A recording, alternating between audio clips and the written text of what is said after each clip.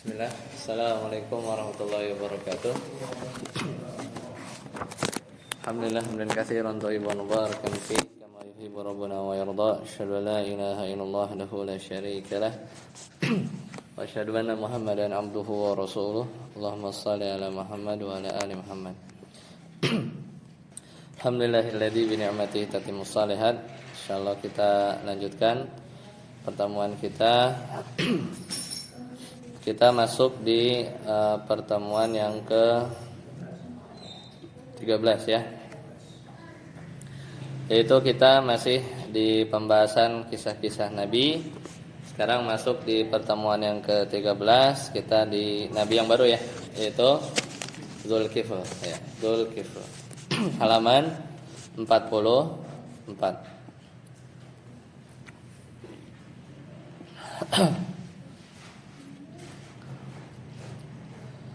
Sudah temu?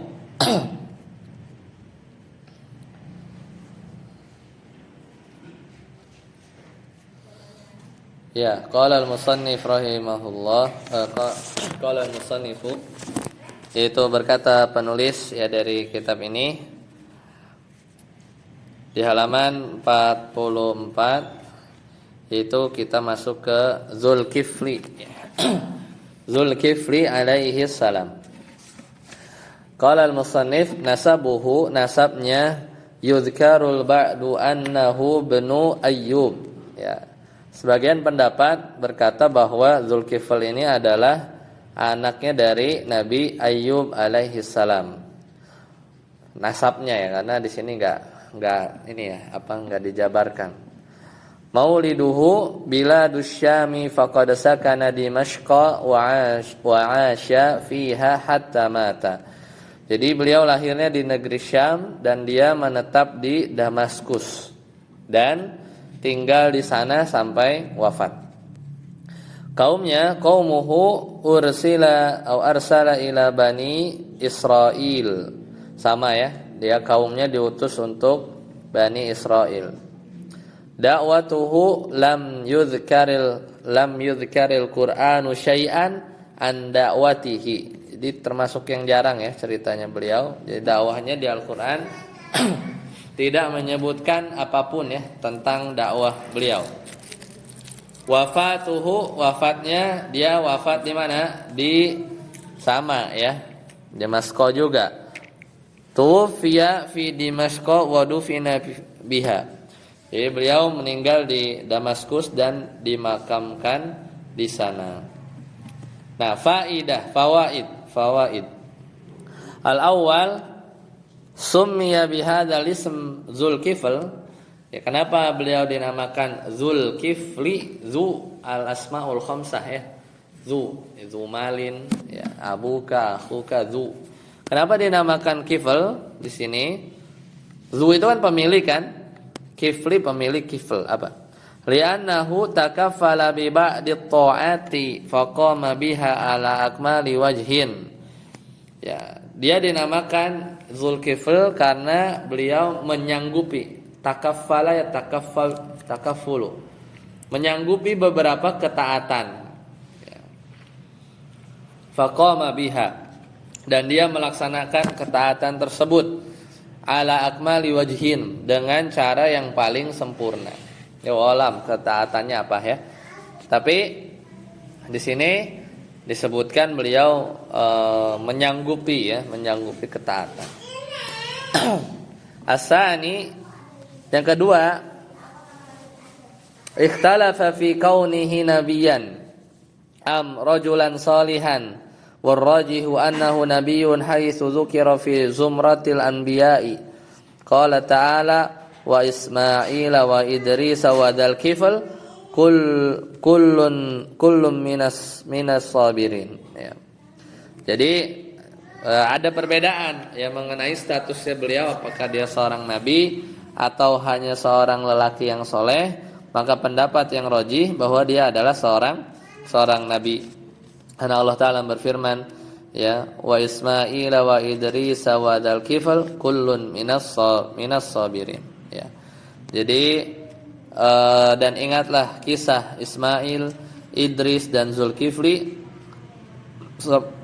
semua mereka ya, termasuk orang-orang yang sabar. Selesai ya. Kita lanjut ke Nabi Yunus. Yunus alaihi salam, halaman 45. Dzukira fil Qur'ani arba'ati marratin qala ta'ala wa inna Yunusa laminal mursalin. Jadi beliau disebutkan dalam Al-Qur'an sebanyak berapa kali? 4 kali. Allah Ta'ala berfirman wa inna Yunusa laminal mursalin. Sungguhnya Nabi Yunus benar-benar salah seorang rasul. Jadi rasul ya, disebutkan sebagai rasul. Nasabuhu, nasabnya lam yadhkuril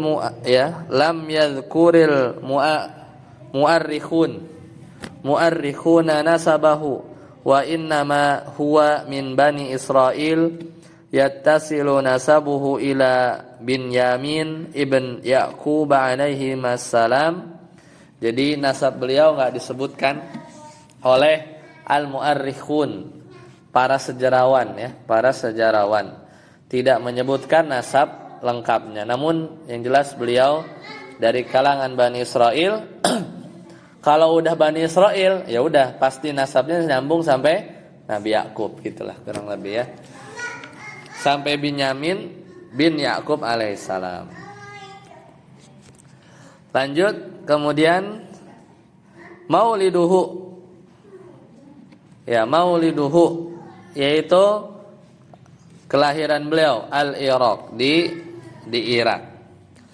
Qaumuhu, kaumnya Nabi Yunus ya, yaitu ursila, diutuslah atau arsala. Ursila, kalau arsala berarti Allah, kalau ursila berarti diutus. Ursila ila ahli Ninawa ya, Ninawa. Jadi beliau diutus kepada penduduk Ninawa di wilayah apa? Mosul. Min ardil Mausil bil Iraqi wa kanu ya'buduna sanaman yusamma Ashtara. Jadi beliau diutus kepada penduduk Ninawa ya. Dan dia berada di wilayah Mosul ya, Mosul Irak. Dan mereka kaumnya itu menyembah sebuah berhala namanya apa? Namanya Ishtar, ya Ishtar. Dakwatuhu, dakwah Nabi Yunus. Nabi Yunus kan terkenal yang dimakan ikan ya, makan ikan.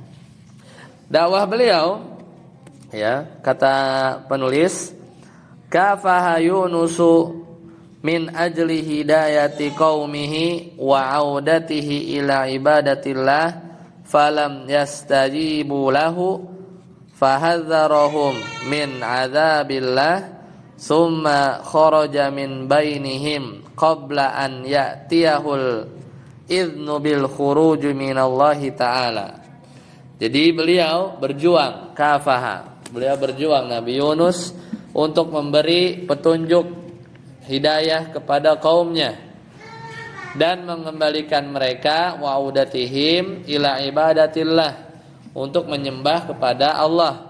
Falam yastajibu, namun mereka enggak mau menerima. Fahadzarahum, ia pun memperingatkan mereka dengan azab Allah ya. Lalu summa kharaja min bainihim, kemudian dia pergi meninggalkan mereka. Nah ini sebelum datang izin dari Allah untuk pergi ya. Faraqiba safinatan falamma sarat fil bahri habbatir rih wa aushakatis safinatu alal gharqi faqtara'u ala an yulqu ahadahum fil bahri. Maka beliau naik sebuah kapal. Ketika kapal berlayar di laut, angin bertiup kencang dan kapal itu hampir tenggelam. Faqtara'u, maka mereka pun melakukan apa? Undian untuk melemparkan apa? Salah seorang dari mereka ke laut ya. Untuk apa? Meringankan. Liyukhaffifu, untuk meringankan min hamlis safinah, beban dari kapal. Fawaqa'atil qur'atu ala Yunus fa'ulqiya faltaqamahul hut wa makatha fi batnihi 40 yawman wa kana yasma'u tasbihal huti wal asmak fanada rabbahu fi dhulumati qailan la ilaha illallah la ilaha illa anta subhanaka inni kuntu minadh dhalimin. Ini doa yang terkenal. Jadi undian itu jatuh kepada Nabi Yunus. Dia pun dilemparkan. Lalu ditelan oleh ikan besar. Dia tinggal di dalam perut ikan arba'in 40 hari. Ya, 40 hari dan dapat mendengar tasbih dari ikan-ikan besar dan ikan-ikan lainnya. Maka dia pun berseru seraya berkata, la ilaha illa anta subhanaka inni kuntu minadh dhalimin. Bahwa tidak ada Tuhan selain Engkau. Subhanaka, maha suci Engkau. Sesungguhnya aku adalah termasuk orang-orang yang zalim, karena beliau pergi sebelum dapat izin ya. Summa kharajal hut. Kemudian ikan besar itu berenang ya ila syati, ya, ke tepi pantai. Wa alqahu wa huwa dhaiful badani wa anbatallahu alaihi syajaratan min yaqtinil qar'i. Ya, akhirnya ikan itu memuntahkan Nabi Yunus ya dalam keadaan badan yang lemah, maka Allah pun menumbuhkan untuknya sebatang pohon dari jenis qar'. Qar' itu labu, ya, labu. Akhirnya kemudian fa'ada Yunus, halaman selanjutnya. Fa'ada Yunus ila qaumihi, maka Yunus kembali, Nabi Yunus alaihissalam kembali ila qaumihi.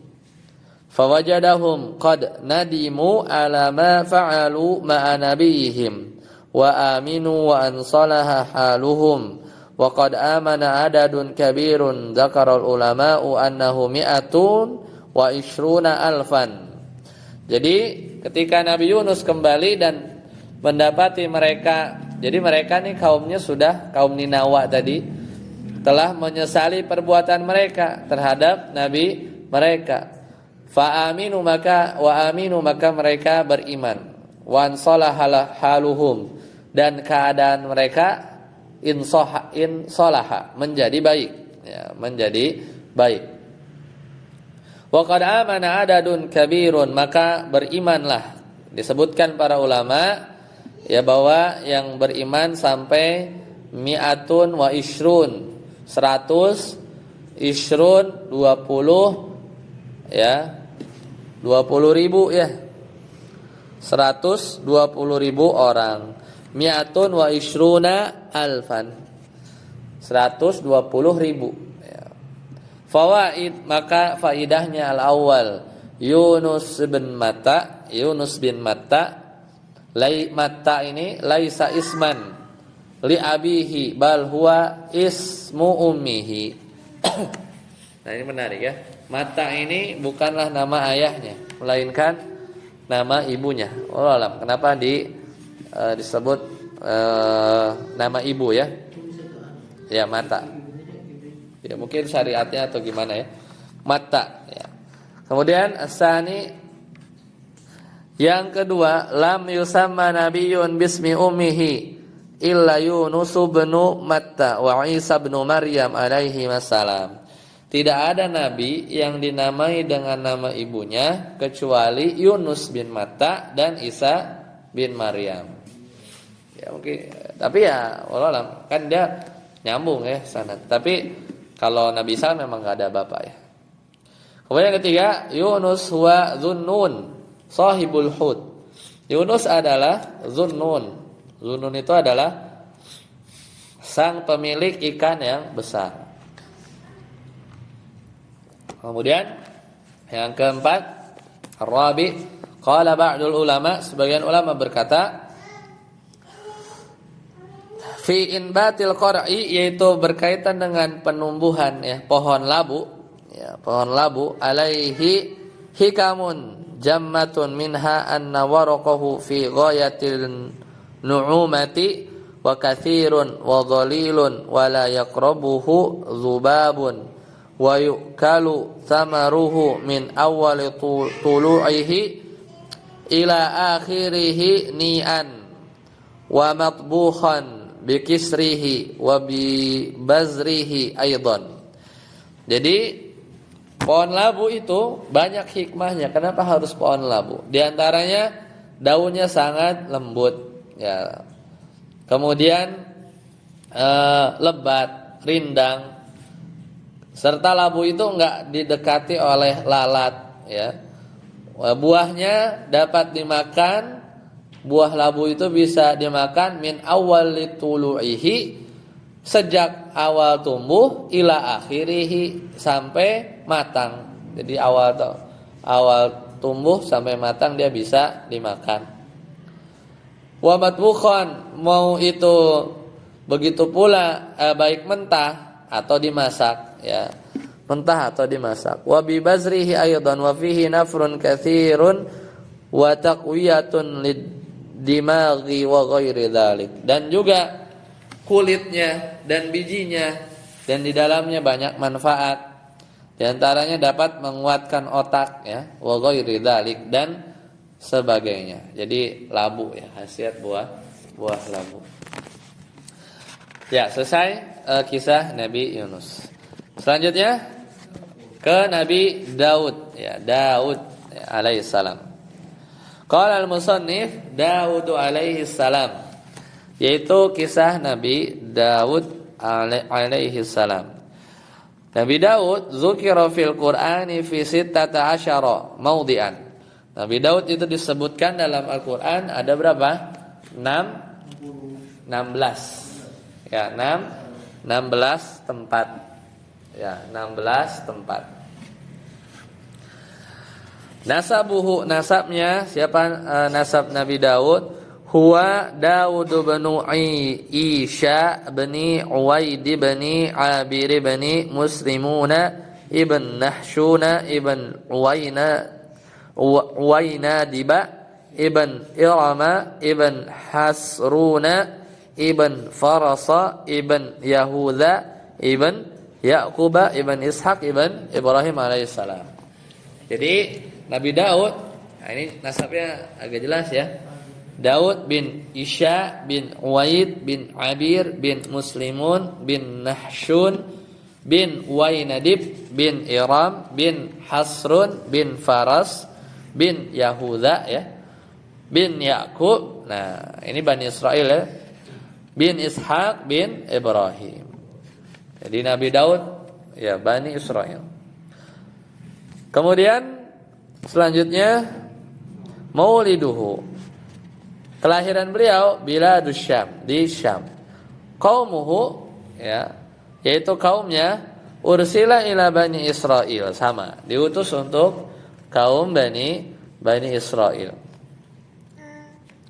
Dakwatuhu, dakwah beliau, kana Dauda, ya, haddadan yasna'u ad-duru'a al-harbiyata fahuwa awwalu man 'amila duru'a faqad alana Allahu lahu al-hadida.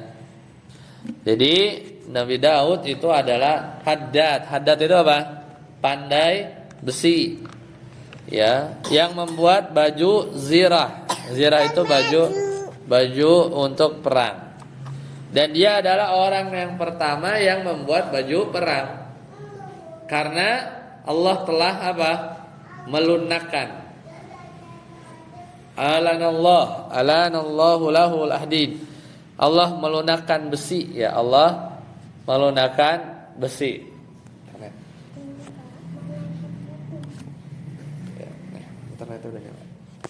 Karena Allah, ya, telah melunakkan besi untuknya. Kemudian selanjutnya beliau juga dikaruniai apa? Hasuna sauti, ya, suara yang indah. Atahu Allah Ta'ala al-mulka ba'dama balagal arba'ina min umurihi wa anzala alaihi al-mazamira ad'iyatan wa munajatan wa huwa imtidadun li syari'ati Musa alaihi salam. Jadi beliau dikaruniai suara yang merdu dan Allah telah memberinya kerajaan setelah apa? Beliau mencapai umur arba'ina min umrihi, ya umur 40 tahun. Ya 40 tahun. Wa anzala alaihi mazamir, dan juga menurunkan kepadanya mazamir ini zabur ya. Zabur yang isinya apa? Adiyah, munajatan, doa-doa dan munajat. Kemudian wa huwa imtidadun, dan beliau ya dakwahnya itu melanjutkan syariatnya Nabi Musa alaihissalam. Ya Nabi Musa alaihissalam. Kathiru tasbih, ya. Yusabbihu ma'ahu at-tayru wal jibalu wa atahu al-hikmata wa faslal khitab. Ya, dan Nabi Daud juga banyak bertasbih. Burung-burung ya dan gunung-gunung ikut bertasbih juga bersama Nabi Daud. Ya, Nabi Daud. Ya, dan Allah memberinya apa? Hikmah wa fasl khitab. Fasl khitab itu apa? Untuk membedakan baik dan buruk ya. Yumayyizu bainal haqqi wal batil. Wa ja'ala an-nubuwata li waladihi Sulaiman. Ya, kemudian tadi ya, beliau diberikan fasl khitab. Khitab itu dia bisa membedakan antara yang benar dan yang salah. Dan Allah juga menjadikan apa? Kenabian untuk putranya, yaitu Nabi Sulaiman. Kullu hadhihi ni'am, semua nikmat-nikmat ini ya, hawala biha Dawudu hidayata qaumihi wa tauhidahum wa taqwiyatahum ba'da dha'fihim. Jadi semua nikmat ini Nabi Daud berusaha memberi apa? Petunjuk kepada kaumnya, wa tauhidihim, dan juga menyatukan mereka dan menguatkan mereka setelah apa? Ba'da dha'fihim, setelah lemah mereka. Jadi mereka itu kan sempat ya sering kalah ya Bani Israel. Kemudian fitnatu Daud, ujian Nabi Daud. Nabi Daud pernah diuji dan disebutkan dalam Al-Qur'an. Dzakaral Qur'anu ta'arruda Dauda li fitnatin fastaghfara rabbahu wa taba alaihi. Jadi Nabi Daud dalam Al-Qur'an menyebutkan bahwa Nabi Daud pernah menghadapi ujian, fitnah. Lalu ia memohon ampun kepada Tuhannya dan bertaubat kepada Allah. Nah, di antara ringkasannya wa mulakhasul qissah, ya ringkasan kisahnya yaitu apa? Anna rajulaini dakhala alaihi waqta ibadatihi fa fazi'a minhuma fa akhbarahu annahuma yuridanil hukma fi khusumatin waqa'at wa hiya anna ahadahuma lahu tis'un wa tis'una na'jatan. Nah ini kisahnya itu adalah ada dua orang laki-laki masuk menemui Nabi Daud saat sedang beribadah. Kemudian karena kaget ya, fafazi'a, maka beliau terkejut. Dan dua orang ini memberitahu bahwa mereka menginginkan keputusan hukum, yuridanil hukma, minta ditengahin lah, minta diadili, ya jadi hakim. Fi khusumatin, ya dalam satu perselisihan yang terjadi di antara mereka. Apa? Yaitu anna ahadahuma, salah seorang dari mereka memiliki 9 tis'un wa tis'un, 99 ekor domba betina. Ya, jadi na'jah 99 domba betina. Wal akhar lahu najatun wahidah. Sedangkan yang satu lagi dia hanya punya domba satu. Ya. Fatalaba minhu an ya an yura'aha, maka halaman selanjutnya ya, maka ia menyerahkan dombanya untuk ia pelihara. Ya, siapa yang nyerahin? Ya. Maka orang pertama meminta kepada yang kedua agar menyerahkan dombanya untuk dia pelihara dengan upah ya bi ujratin aw yashtariha minha. Ya, dengan upah atau ia beli darinya. Ya. Kemudian ya, wa akhadha yulihu alaihi hatta turra lil qada'i fahdhahaba ila Daud fi maqarrin ya fi maqarril hukmi falam yajidahu fadakhala alaihi wa huwa yata'abbadu fahakama Daud bainahuma bil haqqi wan sarafa. Ya. Jadi kan ribut kan, satu punya 99,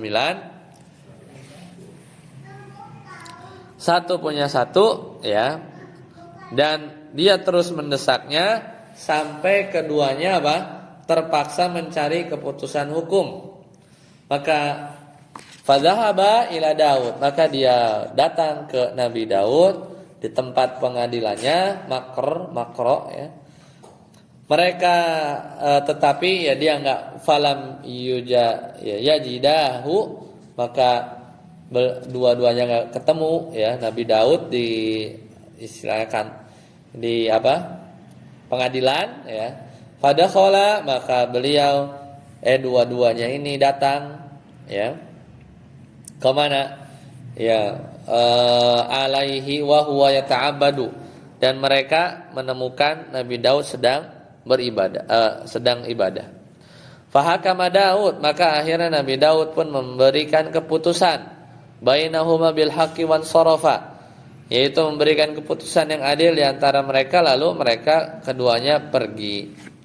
Summa akhadha, ya, kemudian summa akhadha yufakkiru malladhi alja'al khasmani limithli hadat tasarrufi min tasawwuril mihrabi waqtihami maqarril ibadah ya. Maka dia pun mulai berpikir ya, Nabi Daud pun mulai berpikir, apa yang memaksa kedua orang ini ya melakukan tindakan seperti itu ya. Dia datang ke mihrab dan dia masuk menerobos ke tempat ibadah, dan dia pun menyadari bahwa waktu untuk mengadili perkara orang tadi ya perlu ditambah ya, perlu ditambah ya. Jadi ditambahnya gimana ya? Maka kata penulis di sini, fa'alima anna waqtal hukmi bainan nasi yahtaju ila ziyadah, tadi ya, perlu ditambah. Wa qad kana waqtuhu muqassiman ila salasati aqsam qismun lil hukmi wa qismun li ahli baitihi wa qismun lil ibadah. Fakana dzalika darsan mustafadan li Daud alaihi salam. Maka ya, dia pun ya tadi ya membagi waktunya menjadi 3 bagian. Satu bagian untuk mengadili ya, satu bagian untuk keluarganya, dan satu bagian untuk beribadah. Jadi ya ini, karena tadi kan dia datang kemana? Ke pengadilan kan, tapi adanya di tempat ibadah sampai dia datang gitu. Maka Nabi Daud membagi akhirnya waktunya, ibaratnya buat kerja, buat keluarga, buat ibadah gitu ya. Maka hal itu menjadi apa? Pelajaran berharga bagi Daud alaihissalam. Jadi sebagian kisah, kalau nggak salah ini beliau terburu-buru ya, tidak mendengarkan pendapat yang satunya ya. Tidak mendengarkan pendapat satunya. wafat beliau, ya. Dama malakuhu, yaitu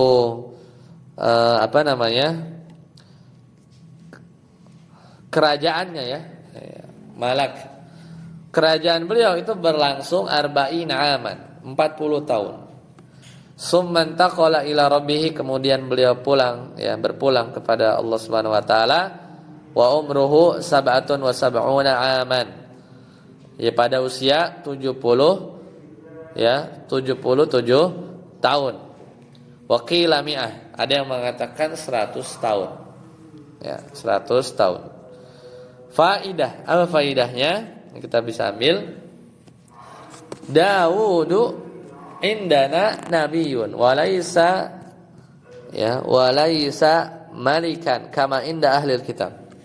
Jadi Nabi Daud menurut orang-orang Islam itu adalah nabi, bukan seorang raja sebagaimana pendapat ahlul kitab, ya. Ahlul kitab itu Daud itu raja, ya, bukan nabi kata mereka. Kemudian yang kedua Sani ma dzakarahu ba'dul mufassirin min annahu arada az-zawaja min zaujati qaidil juyush wa akhadha yursiluhu ila ma'ariki hatta yuqtala wa yatazawwaja Daudu zaujatahu qissatun batilatun la asasa laha. Nah, ini banyak tersebar kisah, apalagi di kitab-kitab mereka, ya, ahli kitab Perjanjian Lama atau Baru, yang menyebutkan bahwa bahkan sebagian ahli tafsir, ya, mengambilnya berarti ini kisah Israiliyat, bahwasanya Nabi Daud ingin menikahi istri dari panglima perang. Gimana caranya? Maka dia mengirim panglima itu ke medan perang hingga terbunuh. Akhirnya Nabi Daud menikahi janda, gitu, ya, istrinya panglima tadi. Dan ini adalah kisah yang batil, la asasalaha, tidak memiliki dasar. Jadi Nabi Daud kalau di sisi orang-orang ahli kitab itu banyak keburukannya, ya, bahkan bisa dibaca, ya. Nah, jadi memang seorang raja mereka anggapnya, dan rajanya begitu, ya. Ya kan aib, ya, kalau Nabi seperti itu, maka sebenarnya nggak ada. Terhadap kisah-kisah Israiliyat, maka kalau bertentangan kita tolak, kalau sesuai kita ikuti, ya. Kalau nggak ada penjelasan dalam Al-Quran, kita tawakuf. As-salis Daudu nabiyyun ma'sum. Nabi Daud adalah nabi yang maksum, terpelihara dari dosa.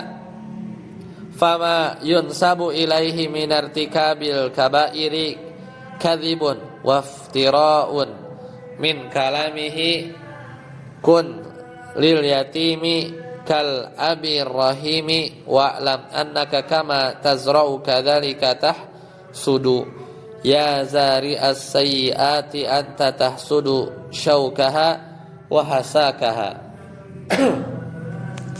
Ya, jadi kata penulis, ya, Nabi Daud itu nabi yang maksum. Maka apa yang nisbatkan kepadanya dari perbuatan kabair, yaitu dosa besar, itu adalah kebohongan, waftira, dan fitnah. Min kalamihi, diantara perkataannya, kayak misalnya ada yang bilang, Nabi Daud bilang begini, kun lil yatim, jadilah bagi anak yatim, ya, seperti seorang ayah yang penyayang. Wa'lam, dan ketahuilah bahwa sebagaimana engkau menanam, begitulah engkau akan menuai. Ya zara'as sayyi'at, wahai penanam keburukan, engkau akan menuai duri dan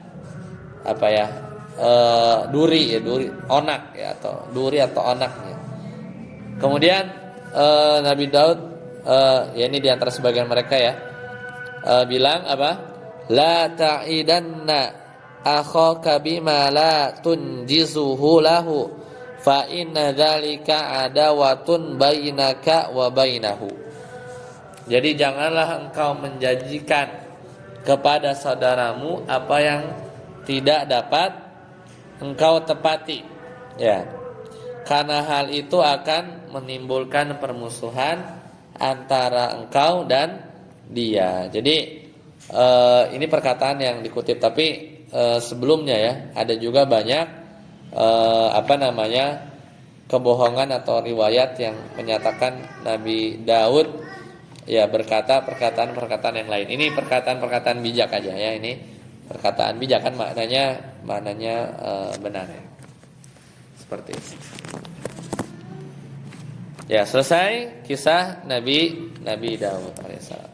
Baik, sampai sini dulu ya. Insyaallah kita lanjutkan nanti Nabi Sulaiman, Nabi Ilyas, Ilyasa, ya. Zakaria, Yahya, Isa, ya maka Nabi Muhammad SAW.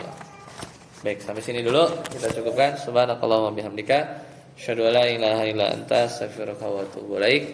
Assalamualaikum warahmatullahi wabarakatuh.